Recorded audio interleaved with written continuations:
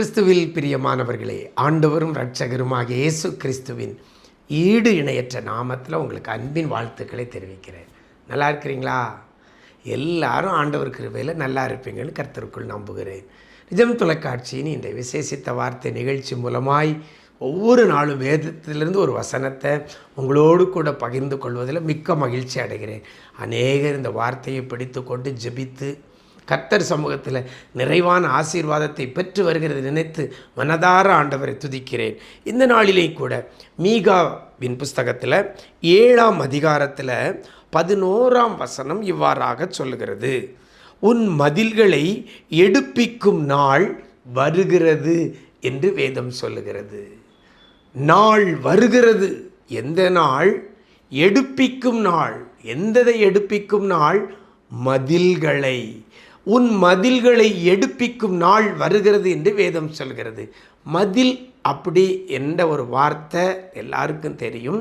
ஆமாம், ஒரு பாதுகாப்பை கொடுக்கிறது. நம்ம இன்றைக்கி வீடு கட்டுறோம், வீட்டை சுற்றி கடைசியில் என்ன கட்டுறோம்? ஒரு மதில் சுவர் கட்டுகிறோம். அந்த நாட்களில் பட்டணங்களை சுற்றியே மதில் இருந்தது, நமக்கு எல்லாருக்கும் தெரியும். எரிகோவை சுற்றி இருந்த அந்த மதில், அந்த கோட்டை அப்படி பார்க்கிறோம். ஒவ்வொரு தேசத்திலையும் அந்த தேசத்தை சுற்றி ஒரு மதில் இருந்தது. பாதுகாப்பு வளையமாக அது காணப்பட்டது. ஒரு மதில் சுவர் இருந்தால் அந்த வீட்டிற்கு ஒரு பாதுகாப்பு இருக்கிறது. உதாரணத்துக்கு ஒரு சின்ன மதில் சுவர் இருந்தால் வெளியே பிராணிகள், சில பிராணிகள் உள்ள வராதபடி அது பாதுகாக்கப்படுகிறது. இன்னும் மதில் உயரமாக இருந்தால் திருடர்கள் உள்ளே வர முடியாததற்கு ஒரு பாதுகாப்பு, அந்நியர்கள் உள்ளே வர முடியாததற்கு ஒரு பாதுகாப்பாக இருக்கிறது. மதில் என்றால் ஒரு பாதுகாப்பு வளையம். அந்த பாதுகாப்பு வளையம் இல்லாமல் இருக்கிற ஒரு சூழ்நிலையில் தான் இந்த வேத வசனம் சொல்கிறது, உன் மதில்களை எடுப்பிக்கும், அதாவது கட்டுவிக்கும், அதாவது இந்த மதிலை உயர எழுப்பக்கூடிய நாள் வருகிறது என்று கர்த்தர் சொல்லுகிறார். இன்றைக்கி நம்முடைய வாழ்க்கையில் மதில் இல்லாமல் இருக்கிற காரணத்தினால சத்ரு பல வகையில் விளையாடுகிறான், பல வகையில் மோதுகிறான், பல வகையில் குடும்பத்துக்குள்ள பிரச்சனைகளை உண்டாக்குகிறான். ஏன்? நம்முடைய மதில் இல்லை. யோபுவை குறித்து பிசாசு கர்த்தரிடத்தில் சொல்லும் பொழுது, நீ எங்கே சுற்றி வருகிறா, என் தாசனாகிய யோபுவின் மேல் கவனம் வைத்தாயோன்னு சொல்லி கேட்கும் பொழுது அவன் ஒரு காரியத்தை சொல்கிறான். எங்கே அவன்கிட்ட போய் நான் என்ன செய்ய முடியும்? நீர் அவனையும் அவனுக்குண்டான எல்லாவற்றையும் சுற்றி வேலியடைத்திருக்கிறீரே. அப்படின்னா கர்த்தர் நமக்கு ஒரு மதிலை கொடுத்திருப்பாரையானால் பிசாசால கூட நம்மளை ஒன்றும் செய்ய முடியாது, ஒன்றும் செய்ய முடியாது. எட்டி தான் பார்க்க முடியுமே ஒழிய யோபுவின் வாழ்க்கையில் ஒன்றே செய்ய முடியலை. எப்போ கர்த்தர் அந்த வேலியை, அந்த மதிலை அவனுக்கு ரிலீஸ் பண்ணி விடுறாரோ அப்போ தான் அவன் அந்த கிரியைகளை செய்ய ஆரம்பிக்க முடிகிறது. அதனால தான் இன்றைக்கி உங்களுடைய வாழ்க்கையில் மதில் இல்லாமல் இருக்கலாம், உங்கள் குடும்பத்தில் மதில் இல்லாமல் இருக்கலாம், உங்கள் தொழிலில், உங்கள் கையின் பிரயாசத்தில், விவசாயத்தில், வியாபாரத்தில், பார்க்குற வேலையில் ஒரு மதில் இல்லாதபடி இருக்கலாம். ஏன்? குடியிருக்கிற இடத்துல மதில் இல்லாதபடி ஒரு சூழ்நிலையில் இருக்கலாம். இந்த நாளில் கூட அப்படி இருக்குமையானால் பல பிரச்சனைகள், போராட்டங்கள், பல நெருக்கடிகளை நம்ம சந்தித்து கொண்டிருக்க வேண்டிய ஒரு சூழ்நிலை. ஆனால் இன்னைக்கு கர்த்தர் சொல்லுகிறார், உன் மதில்களை எடுப்பிக்கிற நாள் வருகிறது என்று வேதம் சொல்லுகிறது. மதில் இடிந்து போய் கிடக்கிறதா? இன்னைக்கு கர்த்தர் எழுப்ப போகிறார். மதிலே இல்லாமல் இருக்கிறதா? மதிலை கர்த்தர் எழுப்ப போகிறார். உன் மதிலை எழுப்புகிற நாள் வருகிறது. அப்படின்னா கர்த்தர் மதிலை எழுப்பிட்டா நீங்களும் நானும் பாதுகாக்கப்படுவோம். பல விஷயங்களில் பாதுகாக்கப்படுவோம்.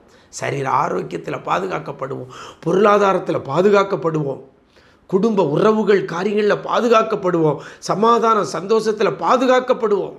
கையிட்டு செய்கிற எல்லா காரியத்திலும் ஒரு பாதுகாப்பு உண்டு.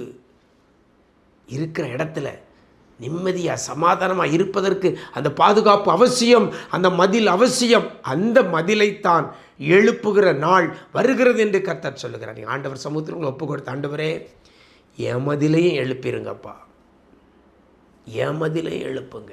என்னை சுற்றி, என் குடும்பத்தை சுற்றி, என் ஊழியத்தை சுற்றி, என் கையின் பிரயாசத்தை சுற்றி, என் ஆவிக்குரிய வாழ்க்கையை சுற்றி மதிலை எழுப்புங்கன்னு சொல்லி கேளுங்க, கர்த்தர் மதிலை எழுப்புவார். ஏன்னா வாக்கு கொடுத்திருக்கிறார், உன் மதில்களை எழுப்புகிற நாள் வருகிறது என்று சொல்லி இருக்கிறார். அந்த நாள் இன்றைக்கு உங்களுக்கு வரட்டும். அப்படிப்பட்ட கிருபையை கர்த்தர் தருவாராக.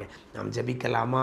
நேசிக்கிற நல்ல பிதாவே, இந்த ஆசீர்வதிக்கப்பட்ட இந்த நல்ல நாளிலே கூட உன் மதில்களை எடுப்பிக்கிற நாள் வருகிறது என்ற வேத வசனத்தின்படி வாழ்க்கையிலே மதிலை இழந்து போய் பல சோதனைக்குட்பட்டு இருக்கிற பிள்ளைகளை சரீரப்பிரகாரமாகவும் பொருளாதார ரீதியாகவும் உலக பிரகாரமாகவும் ஆவிக்குரிய காரியத்திலையும் மனதளவிலையும் பற்பல பிரச்சனைகளை சந்தித்து வருகிற பிள்ளைகளுடைய வாழ்க்கையில் பிள்ளைகளுக்கு உண்டான மதிலை எடுப்பிக்கிற நாளை, மதிலை உண்டுபடுகிற நாளை கர்த்தர் வர வைத்திருக்கிறதற்காய் நன்றி செலுத்துகிறோம். ஆண்டவரே, பிள்ளைகளுக்கு அக்கினி மதிலாயிருந்து பிள்ளைகளை பாதுகாப்பீராக. யோபுவும் அவனுக்குண்டான எல்லாவற்றையும் நீர் வேலியடைத்திருந்தது போல ஆண்டவரே, பிள்ளைகளுக்கு உண்டான எல்லாவற்றையும் நீர் வேலியடைத்து பாதுகாத்து கொள்வீராக. அக்கினி மதிலாயிருந்து பிள்ளைகளை பாதுகாத்து கொள்ளுங்கப்பா. நன்மை கிருபையும் தொடரட்டும். இந்த நாள் முழுவதும் உடைய பிரசன்னத்தில் மூடிக்கொள்ளுங்க. பிள்ளைகள் துக்கம் எல்லாம் சந்தோஷமாய் மாற பண்ணுங்க. பிள்ளைகள் வேதனைகளை எல்லாம் மாற பண்ணுங்க. பிள்ளைகள் கலக்கம் எல்லாம் மாறட்டும் ஐயா. புலம்பல் எல்லாம் ஆனந்த களிப்பாக மாற பண்ணுவீராக. வெட்கப்பட்ட இடங்களில் பிள்ளைகள் தலையை நீர் நிமிர பண்ணுவீராக. இன்னைக்கு என்னென்ன தேவையோடு கூட இருக்கிறாங்களோ அத்தனை தேவைகளை இந்த நாளில் சந்தித்து பிள்ளைகளை திருப்தியாக்கி நடத்துவீராக. கிருபைகள் பெருகட்டும். இதிலும் பெரிதானவைகளை காண உதவி செய்யுங்க. மீட்பர் இயேசுவின் மூலம் ஜெபிக்கிறோம் நல்ல பிதாவே. ஆமேன், ஆமேன். பிரியமானவர்களே, உங்கள் மதில்களை எடுப்பிக்கிற நாள் வருகிறதுன்னு கர்த்தர் வாக்கு கொடுத்திருக்கிறார். அந்த வாக்கை பிடித்து கொண்டு ஜெபியுங்க. கர்த்தர் பெரிய காரியங்களை செய்வார். God bless you.